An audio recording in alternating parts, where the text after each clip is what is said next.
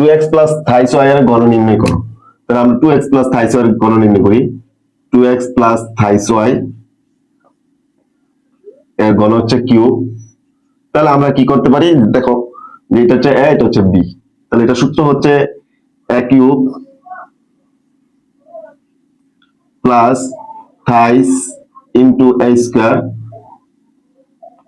Into b plus thrice into a into b square plus b cube.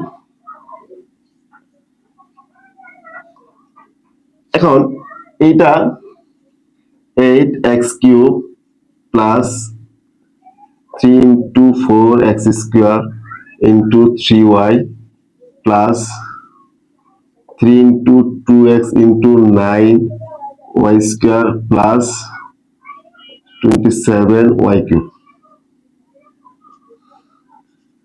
8x cube plus 36x square y plus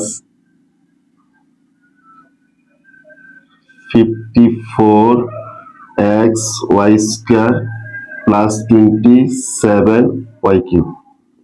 এটা answer.